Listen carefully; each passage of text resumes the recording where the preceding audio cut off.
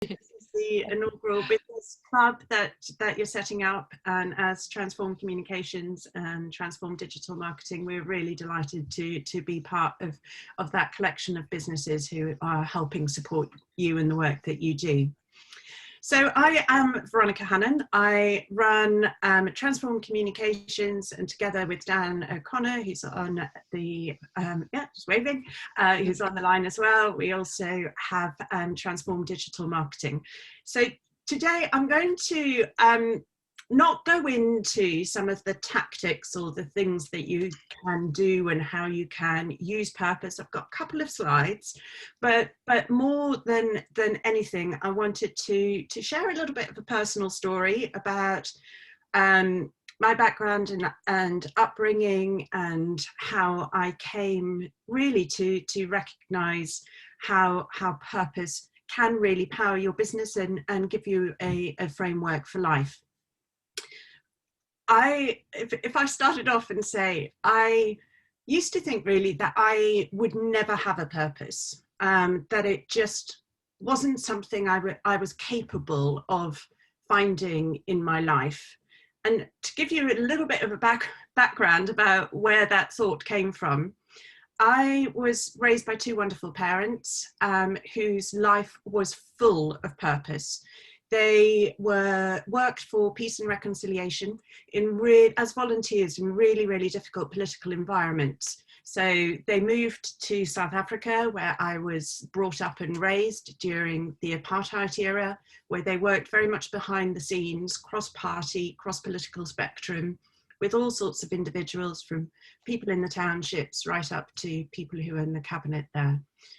That became quite tricky, and my father was going to be arrested for some of his work in that, so they decided that they needed to leave South Africa, but they went and moved to Northern Ireland, which is where my dad was from. So they went from one area where there was conflict and tension to another in Northern Ireland, really working through some of the troubles that were there. So when I looked at it and I thought, you know, heavens, I work in PR and marketing communications.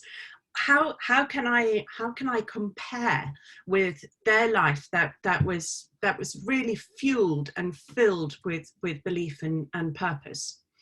And it was on a trip on my own. So when I tend to have great big issues that I'm struggling with, I take myself off, go down to the sea, try and get some of that South Africa sea air back into me, and just really concentrate, work through the problems. So I was there in this hotel room with the walls that were papered with post-it notes as I was scribbling things down, and sticky flip charts, and heavens knows what the hotel staff thought I was up to in this. And I would be sat down at dinner and I'd be writing away, just trying to grapple with some of those sort of bigger questions that we tend to have about, you know, why we're here, what is our life for, what is our purpose for being. And it was during that my sort of understanding really came that what I love, what gets me up in the morning, is having interesting conversations with people.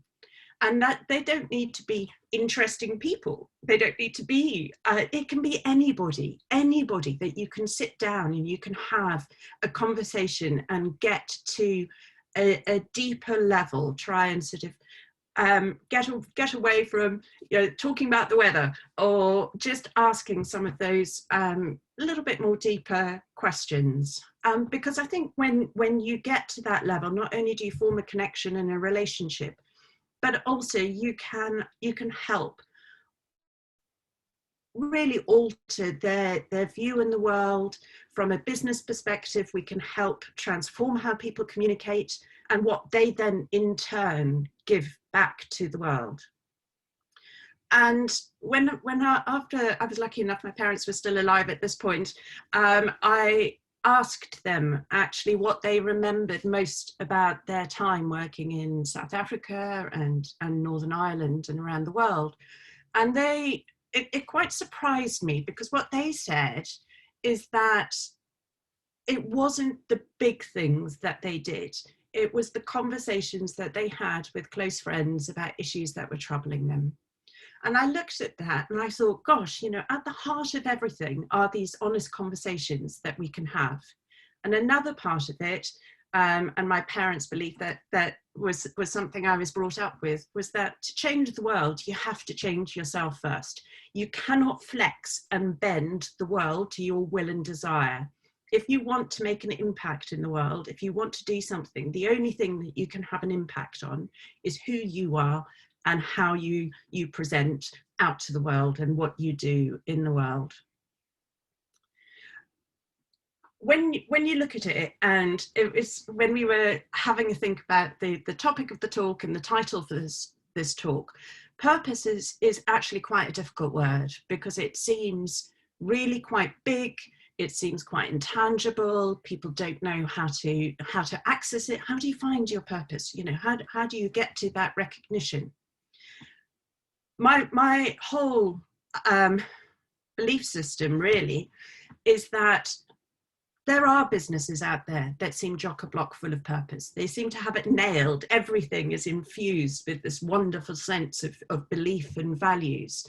And sometimes I still wonder how I and our businesses compare out in that. But then I always have to remind myself, purpose is never a competition. It's never about comparing yourself to other people.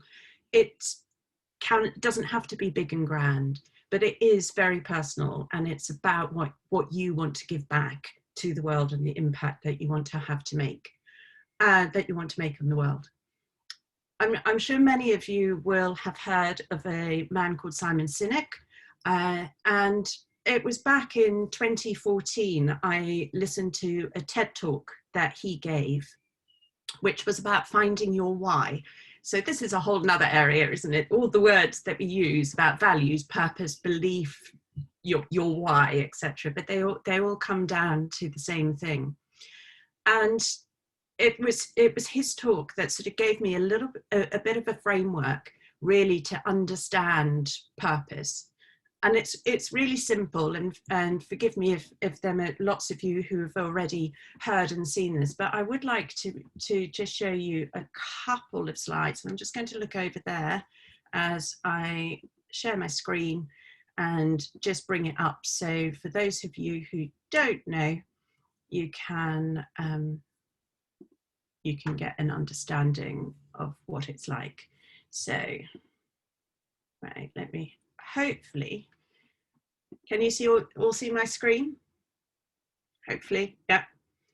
Okay, so in terms of, there we go. Okay, so this is Simon Sinek's model, and it's called the Golden Circle, and it's ever so simple. It starts with these three circles. At the outside, which is the text up on the right, is what we do. And his perspective and view is that is where most organizations and most businesses sit. They talk about what they do. They do marketing, they do digital marketing, they make computers, you manufacture perfumes, you do whatever it is. And we tend to use that really in terms of our own marketing, and how we talk to people, what we offer, what the products and the services that we sell. A few companies talk about how we do it, which is whether that is the teamwork or whether it is the sourcing of sustainable products or services or components that go in to make a product. And a few organizations look at how we do it. Those what people would call the USPs, the things that make you different from the competition out in the market. But very, very few organizations know why they do things. And I do like Simon Sinek. He's like, the only why that you can't have is to make money, because that is a result. That is something that comes at the end of all of the efforts that you put in. So your why is your purpose. It's what gets you up in the morning. It's what brings you into business. It's the legacy that you want to create. Dan and I often say, you know, when we sit down and we talk to new businesses, we use this model and this framework and very quickly try to identify, you know, why are people doing what they do? because that is the element that can really help power communications and give some purpose to what you're actually putting out in the world. The second slide that I want to share, so this is Google's golden circle and their purpose. And I must admit, and I'm sure that my team will be looking at this going, oh gosh, some of that language is really clunky. But it's not just about the language. So Google does search engines. You know, you can type in, you can pay per click, you can do all sorts of things. We all know that everybody talks about sort of the Google algorithms and about how it's secret, and there's about 2,000 different variants that come into it, so nobody can ever guess exactly how they do it. But at the heart of it is that they want to make the world's information universally accessible and useful to everyone. And I'm going to stop share for a second, partly so I can see everybody as back in, because otherwise I lose you all. And it was one of those aspects where I thought, you know, okay, should I put out Google, because I was talking about you don't need to, a purpose is personal to you, and it doesn't need to be big and grand. And we can all sit there and go, well, you know, that's Google, right? You know, they're big, they're powerful, they've got all of these resources at their disposal.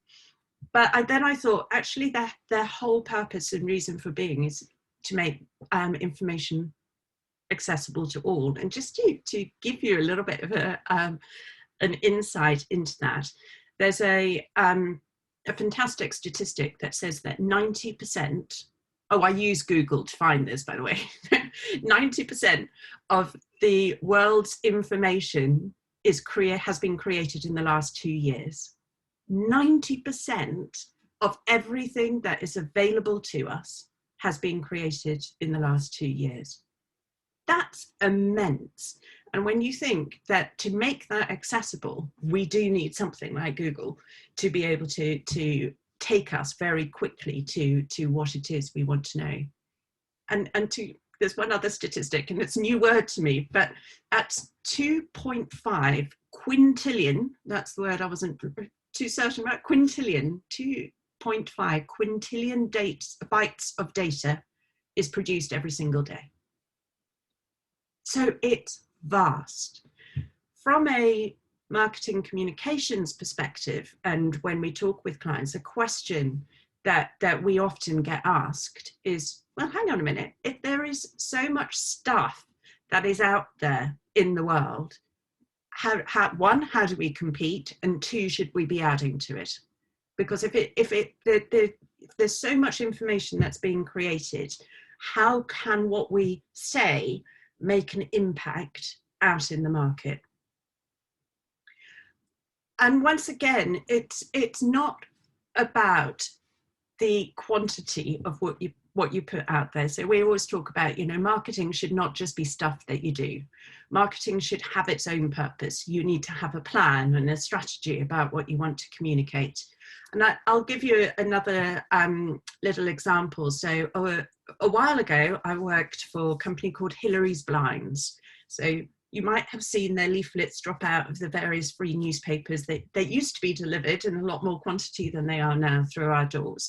But they make and manufacture blinds, and somebody comes around and sits there with all the samples, and they measure up, and then you get your own tailored quote for them.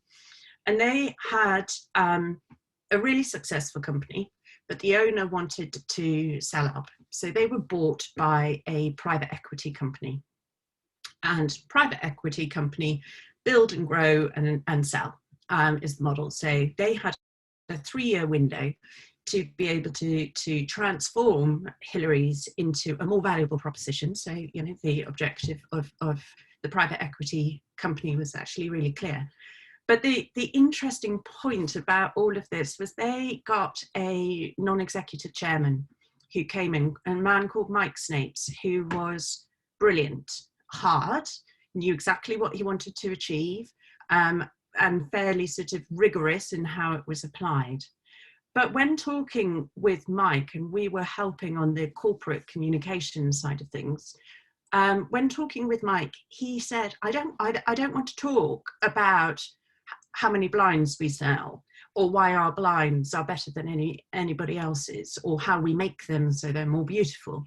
I want to talk about happiness. And I want to talk about how you can transform a business through the happiness of the staff that you employ. Now, there's some really good data to back that up. You know, we know that people are happy at work, they're more engaged, they're more productive, the culture is better, people stay longer. So there's lots of research and statistics to back that up as a good, solid strategy. But it was how he applied it. And one of the things that he did in Hillary's was he recognized that if you were taking happiness as a concept, both from a customer perspective, but also from a team perspective, people needed to have an understanding of how their business, all different aspects of the business worked. And prior to him coming on board, people who produced the blinds didn't ever know how people sold the blinds. And people who installed the blinds had no idea about how the blinds were packaged. So we did this wonderful sort of cross-pollination between the different silos of the business to be able to bring things together and to give everybody a sense of pride and ownership of the end product that was created. And that was fantastic. And actually, when we went to talk to the media, to do placements with them, that was the platform that we went in on, about the happiness of staff. And it wasn't just Mike talking about it, we got everybody involved in the programme. And it became a really powerful concept to go out and talk about, and something different that's there. So that's what I mean by purpose can power your business. It gives you a bit of a framework in terms of the decisions that you make. And I would say, you know, if you're a small business, purpose is about how you communicate with your team. That makes a difference. How you communicate, how you work with your customers. And it's about creating that connection that really matters. If you're out in the market, and Emily and I had spoken about this before as well, and I'll tell you a little bit about sort of the journey through COVID, but the power of the community that you create. And that's why we're all here today, about trying to learn from each other, create communities, create those connections. Back in 2012, I was lucky enough to be invited actually onto a TEDx talk in Bradford-on-Avon, and it was called "The Truth Is in Here." And just to reflect back, I featured my parents in that, but it was made all the better because they were down front and center of when I was up on stage. More nerve-wracking than anything else that I've done, talking about their impact on my life with them in front of me. But it was fantastic to be part of that global community. And Dan and I were also lucky enough to meet Chris Anderson, who set up TED Talks at the Bath Life Business Club when he came. He's a Bathonian, so he returns fairly regularly to the city. And when Chris took over TED, it was a highly successful conference platform, and they got world-class speakers, and they charged world-class money for people to be in the room to listen to the brightest intellectual minds talking about things. But Chris's purpose was to share ideas that are worth spreading. And actually what they were doing was antithetical to that purpose. So he flipped the whole model, and I would have loved to have been in the boardroom meeting when this happened, because I could imagine it would have been highly debated. But he flipped the model. He said, okay, yeah, we'll have conferences, we'll get everybody together, but then we'll create a platform, and those talks can be shared worldwide, free of charge. Anybody can access them. There's no limit. And you can imagine the board would have been going, oh, you know, you can't do that. That's our business model. How are we going to make any money? How are we going to do all the rest of it? And he said, it's not about being in the room is powerful, but you are also in the room, not just to hear the person's talk, but to network with people around you. And these are still, TED conferences are still the most expensive in the world, and they're regularly oversubscribed. But you can still share those ideas. So make it universally accessible, open it up, and then, as we've said with TEDx talks, give communities the power to be able to launch. Anybody can launch their own TED talk. And hopefully we'll be having some more in this area soon. In terms of, I said I'd talk a little bit about COVID as well, and what happened, because we've all been through it. It's been a universal experience, which is fairly rare in itself.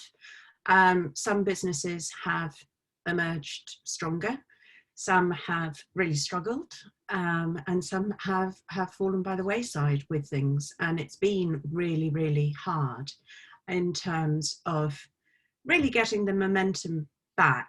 In terms of, we were hit initially really hard, and a lot of my team are on the line here, and we had a full order book in March, and by the end of March it was massively depleted, totally depleted.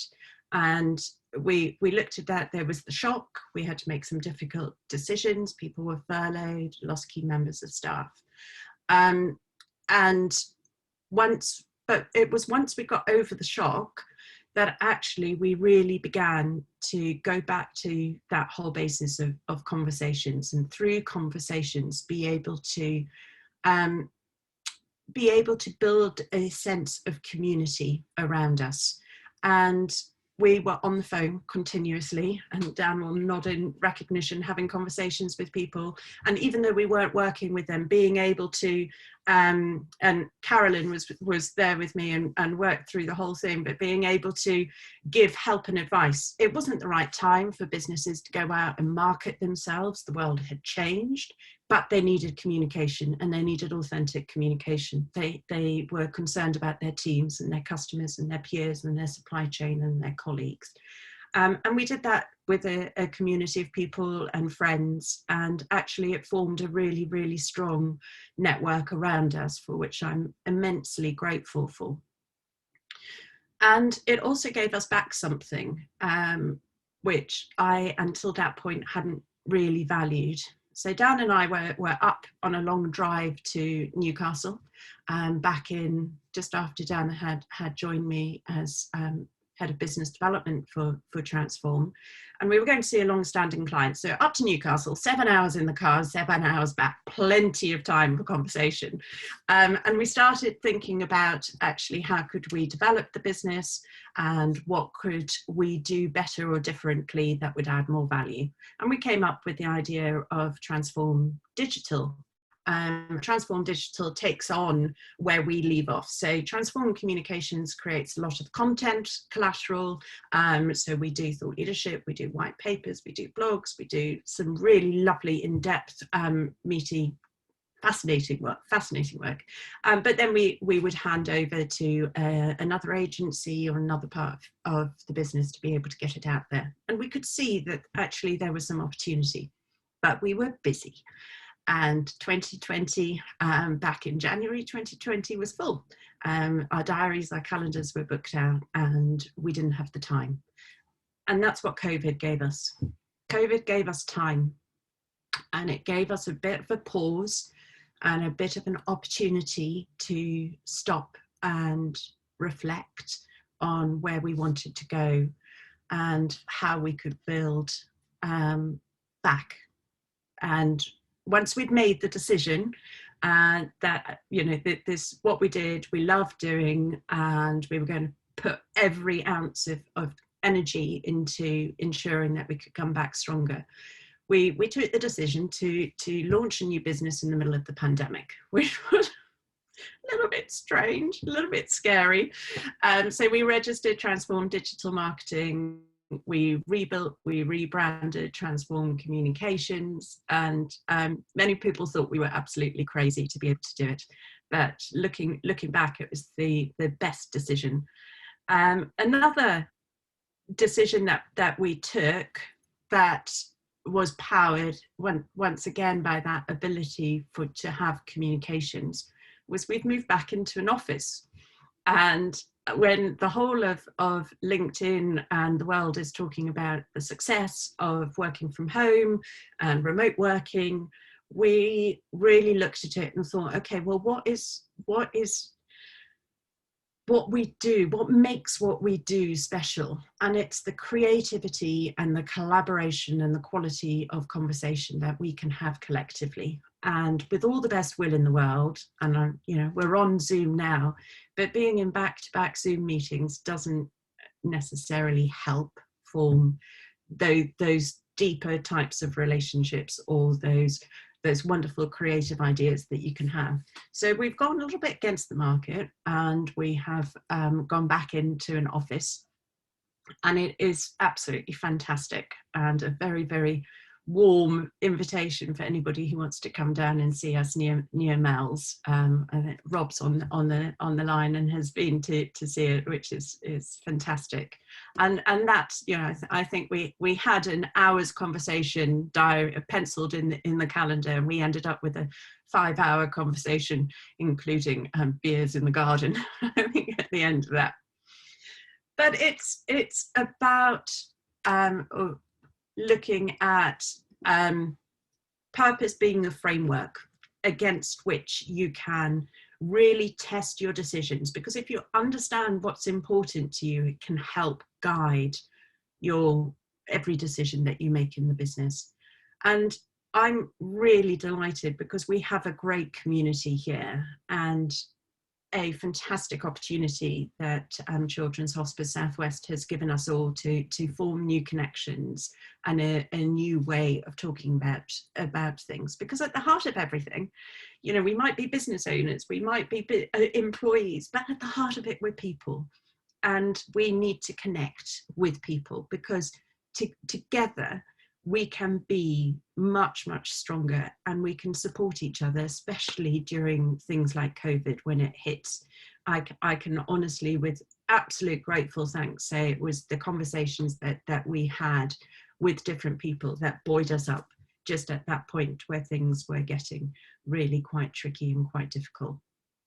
So I'm really looking forward to getting to know, I know some of you very well, but getting to know everybody and be able to have those different and more interesting, really interesting types of conversations that are there. That was it from me. I would love to open this up to a little bit more of a discussion. So I'm not talking at you, but that we can really start a conversation. Thanks so much, Veronica. I found that really insightful and inspiring, and I'm sure everyone else has as well. So I wanted to kick things off, if that's okay, with a slightly biased question, just to say how can partnering with a charity add purpose to your business?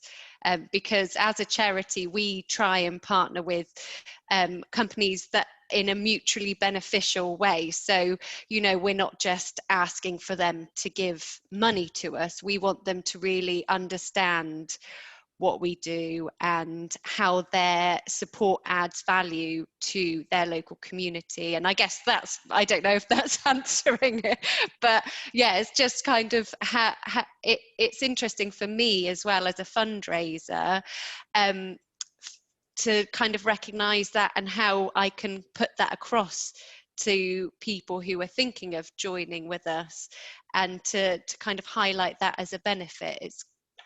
Yeah, that would be, does that make sense? Yeah, and I know there's lots of different people, and I've got my eye slightly on Carolyn here as well, with all of her work for charities and with Rob. So I will say one of the, just back to my example of Hillary's, really, when we decided that this was about happiness at staff, we started happiness of people that were employed in their business. We started to try and look at actually what was impacting on those individuals. And we found through that some people, and they'd never really spoken about it, had enormous issues that they were struggling with personally, health-wise, around their family, in their networks. And these were causes that were massively important to them. But I think we'd got into we had got into a bit of a bad habit in organizations by saying, you know, emotions need to be left at the door.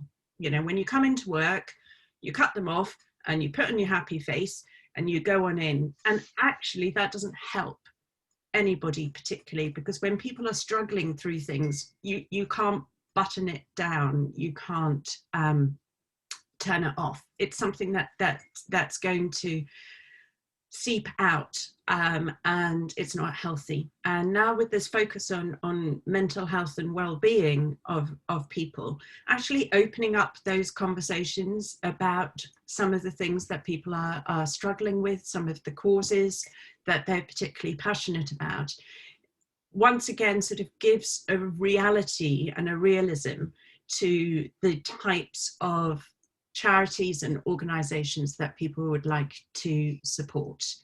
And I mean, I'd love to open it up to other people as well here, but saying you're absolutely right, it's about understanding, getting to know the charities, getting to know the difference that you make to people's lives, and then being able to identify and see how that can really help support people in your own organisation, or be a cause that the organisation itself adopts.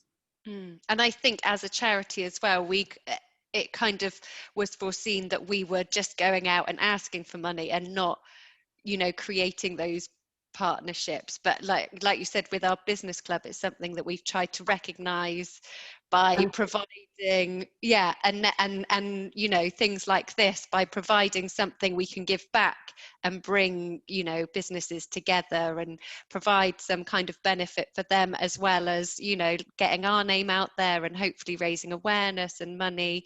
It's kind of recognizing that, isn't it, like the happiness that you can build between each other. And yeah, definitely. But has anyone, I'm hogging, sorry, hogging everything. Has anyone else got anything they want to ask or add, or anything else for Veronica?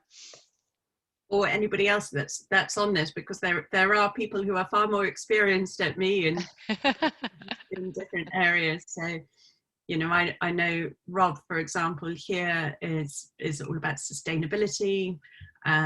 Kathy, who's online, you know, from a counselling and a therapy perspective. So there's lots of people with different options and different viewpoints as well. That would be. Yeah. I would be delighted to pick up that implicit invitation to pitch in a quick thought, if I may, because I think there's an important issue, and you have made reference to it already, Ronnie, but I think it's worth emphasising. I was involved in creating what became known as corporate responsibility starting back in the late 80s, so I'm a seriously old man who's been doing a lot of this sort of stuff for a long time. That means I've made more mistakes than most. And worked with clients to understand where the mistakes are and to try to turn compost into fragrant roses where possible. And working with an international example, working with an international alcoholic beverage company, a FTSE 100 company, who asked us to go around all their leadership team all over the world, over 100 countries, and establish answers to three simple questions. What are we doing as a booze company in social responsibility? What ought we to be doing, and how do we close any gaps between those two? And without boring you with all the detail, what actually came out most importantly of all was the company didn't really have much. The answers were kind of broadly consensus across all the leadership teams, across all the countries in the world where they operated.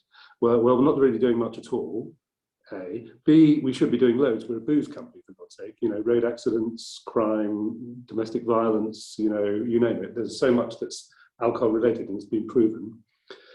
And C, how do we close the gap? Don't know, you're the experts, you show us. So what we did was an analysis of what was happening.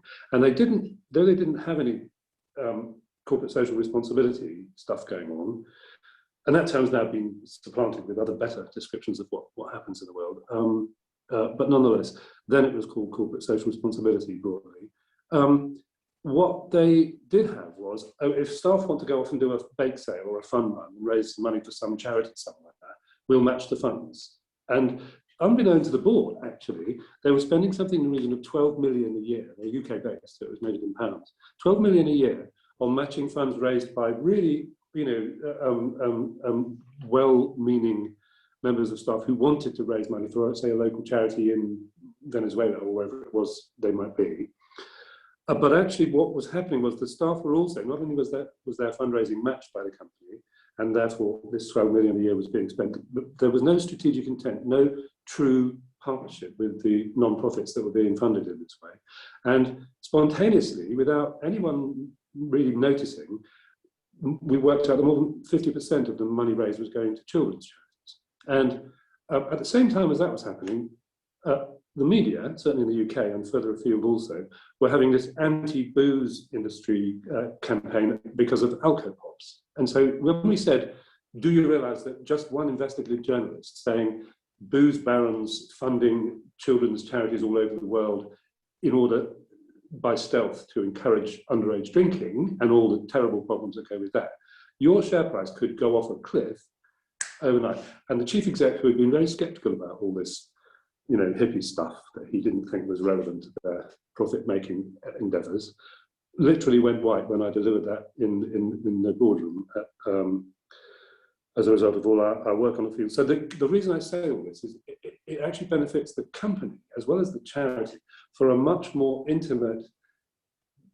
co-creative relationship to be fostered, rather than just the charity being seen by the company as a sort of way of buying our conscience. You go and fix the world which we're breaking, and then we won't feel that we're doing. The net impact is, we hope, a zero-sum game. No, in everyone's best interest, it needs to be a proactive, co-creative, evolving, win-win strategic relationship. And without boring with all the details of how it unfolded, that did begin to happen. And a lot of really, really good work was done around children's well-being, which is what the staff clearly wanted. Spontaneously, that was erupting through them in their sort of philanthropic endeavour, selling teddy bears and quiches and running half marathons to raise money. So the staff were far more engaged. The communities where the charities were that they were thus funding got far more useful benefits from it, and there were no great risks to shareholder value. So it went from lose-lose to win-win. So strategic partnership, I think that's really important. I'm sure you guys at CHSW know all about that.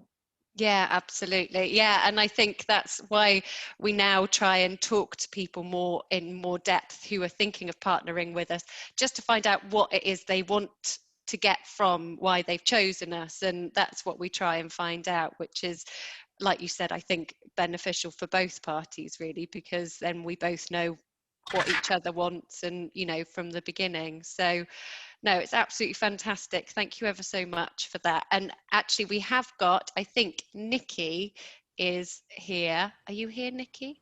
Yeah, I am here. Oh, right. Hi, Nikki. Confused us all. No, is it all okay now? Hopefully, yeah. Okay. I've managed to get online, so hopefully. Thank you. So this is Nikki, everyone.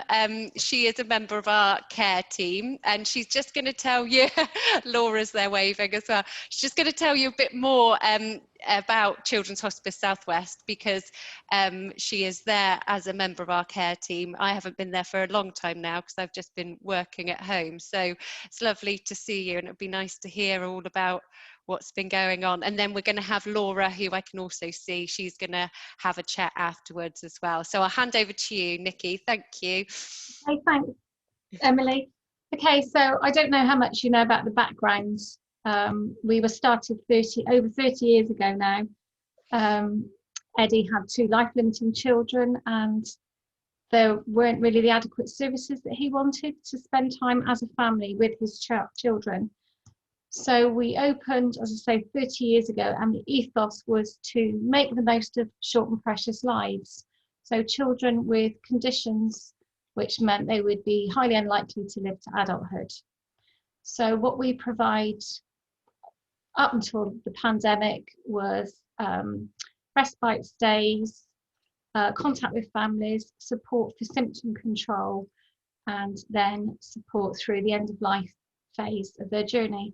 and then afterwards with the families.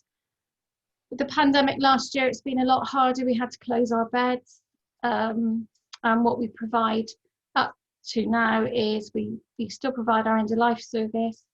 We have children in for symptom management. We have families in for resilience stays, and we've also started to work more in the community. So we'll go out, support families in the community, do some respite at home for the families.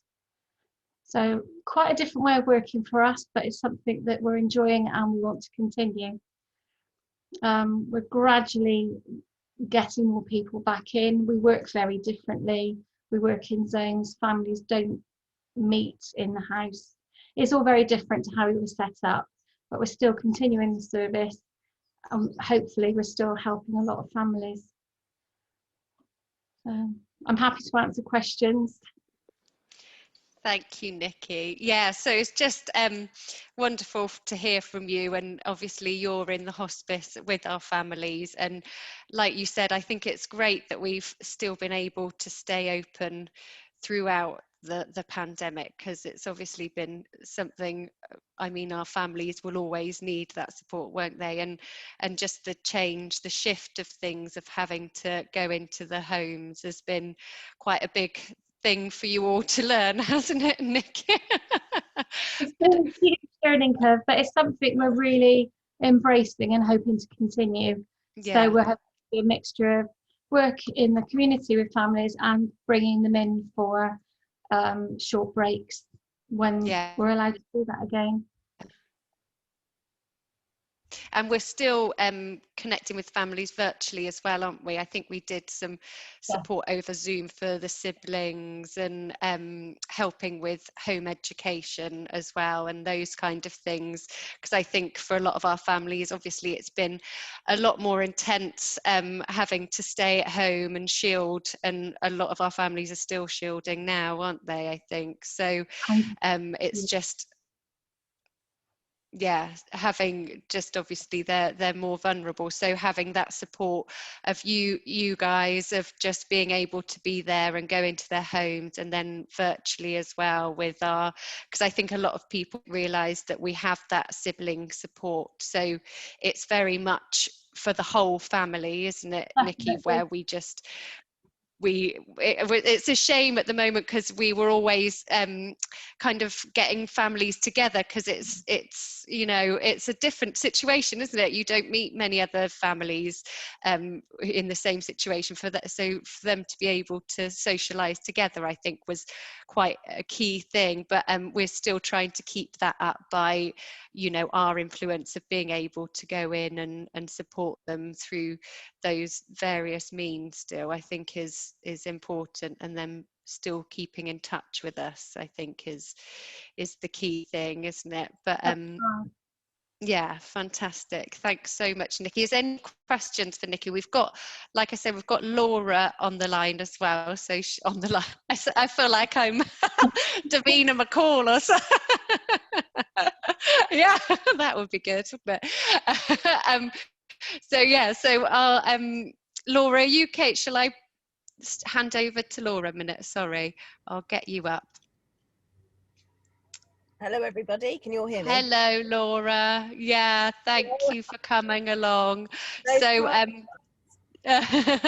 Laura, you're in Devon at the moment, aren't you? Well, I'm actually sat in the car, as you can see, Yeah. at a service station, all very snazzy, in Exeter, whilst we're trying to charge the car. So if you're thinking where the heck is it, that's what we're doing, and it's all very unglamorous, but you look very glamorous though. That's one night away from the children, that's what they'll do. Yeah, absolutely.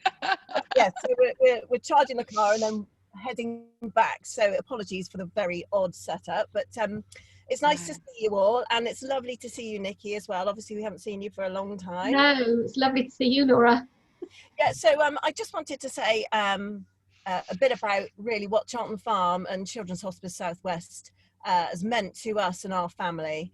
As you know, my name's Laura, and really what I wanted to say to you is that we've got two daughters. We've got Emily, who is 11, and we have Elodie, who is 9. And Elodie, our daughter, has 1p36 deletion syndrome, and it's basically a really complex medical condition.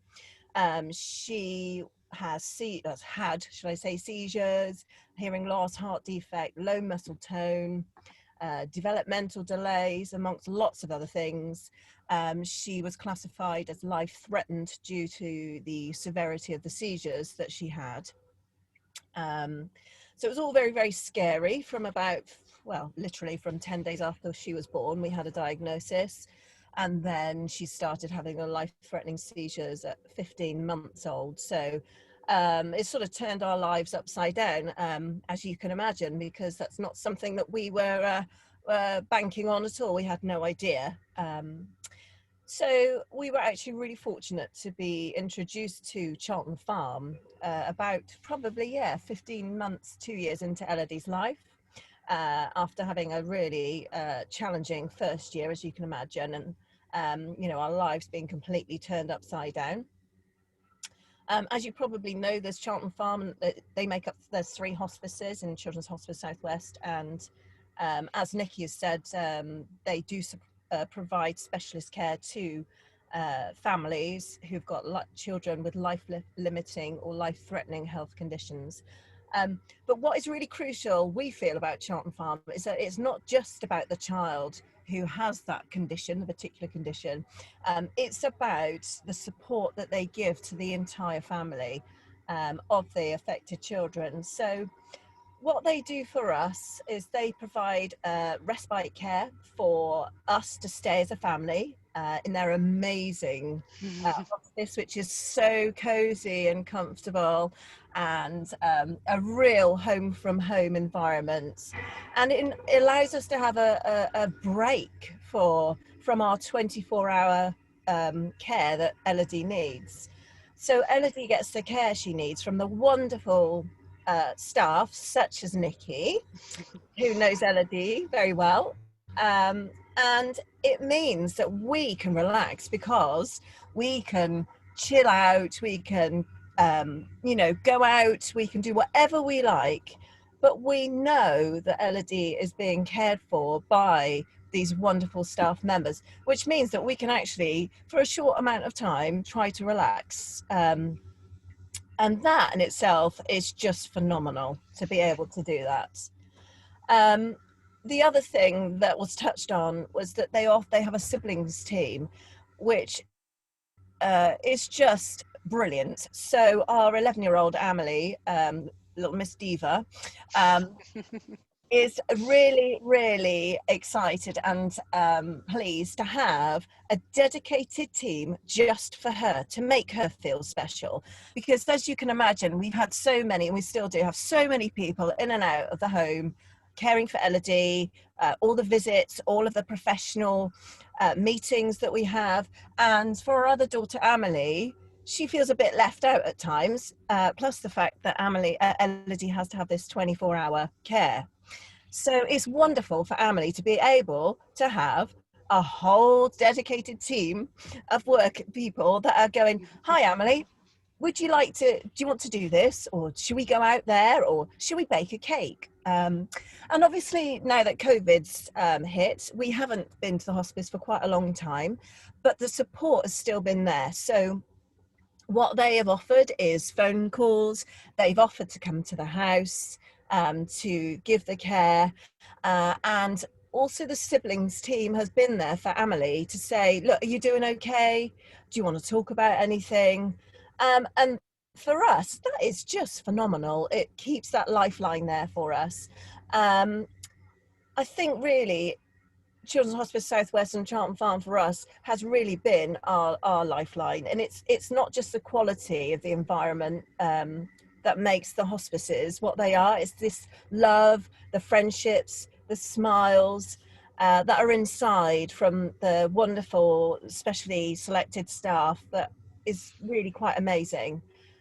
As you probably all know as well, that the hospices are funded pretty much entirely on voluntary contributions, and they obviously rely on people such as yourselves to support it. So I just want to say thank you to everybody for coming along and supporting the amazing charity that is Children's Hospice, because it really does mean the world to families like myself. So thank you. And if you've got any questions, and I'm more than happy, don't feel shy. You know, we've talked about all sorts of gruesome things to people before, so I don't have any worries about answering anything. So if you want to ask me anything, then feel free. But it's good to see you all, and thanks again for today. Thanks so much, Laura. You said that so much better than I could have ever said, and it's so lovely to hear and see you. It's been, Laura and I normally meet up for a coffee and baths from time to time. We haven't, but I've only got this one. We've got to make do, haven't we? Eh? I know. Sometime soon we can do it now, actually. But thank you so much, Laura. It's so lovely to hear, and it's really lovely. Like I said, I've been working from home for such a long time now. So we're normally based at the hospice at Charlton Farm. So we normally get to meet up with families and see them using the hospice. So it's actually nice to see you and to hear about the hospice again, because it's easy to forget when you're working from home. But it's nearing 11 o'clock, so, and I'm very aware I haven't done the networking aspect, because we've got involved in all the chat, which has been lovely, and I hope that that's been a good thing for you all. So please do add any details in the chat. I'll put myself and Veronica's information in there as well, and if you've got any questions that you want to ask just me directly or anyone else, again, you can use the chat on the side. But I'll sum up now, so that you can all carry on with your day, and just say thank you so much for Veronica and Transform Communications for agreeing to do this for us. It's a lovely thing for you to have done, and I found it so inspirational and informative to hear you talk, Veronica, and it's definitely something that I will take on board for my day-to-day work and working with different businesses. So that's been really useful for me. Thank you. And just to say about Children's Hospice Southwest, again, you've heard it all. Laura said it better than I could have ever said it, but if you do want to partner with us, then there's plenty of opportunities, and it's our 30th anniversary this year, so there's even more than there ever has been, which is good. It's something nice to focus on. So please do get in touch with me. We've got all sorts of things. We've got our business club, which actually is something that we organised or came up with for our 30th birthday, and it's done amazingly. So it's essentially a networking group that we've founded, and we've brought companies together in, and they pay £300 for the year. And we were aiming for 100, and we've actually reached 100. So we've raised £30,000, which is absolutely fantastic. And we've decided to cap it at 100 for this year, but it's absolutely something that we're going to develop, because now we've seen that it's something that works so well. I think especially now, hopefully we'll be able to do it in person at some time in the future.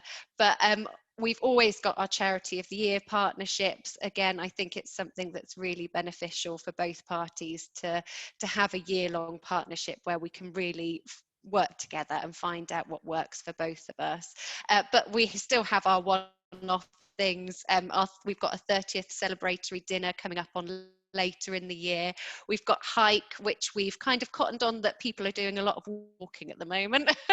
So we've launched an event about it, and so we've got lots of different walking routes that you can find on our website, that you can join, register for free, and then go walking with your friends, family or colleagues, and join in. So before we leave, I shall put our information in the chat. Probably should have done that before now, but there you go. So it's all there. Like I said, please do put any of your information in there as well. You've all got my details, hopefully, so do get in touch if you need anything. And yeah, thank you so much for coming along. Thanks again, Laura, Nikki and Veronica. It's lovely to see you all, and so wonderful to see you all as well. And enjoy the rest of your day. Thank you, everyone. Thank you. Thank you, everybody. Thank you so much. Thank you so much for coming. It's been wonderful. Thank you, everybody. Thank you. Great to see you all. Thank you. Great day. Bye. Bye. Bye.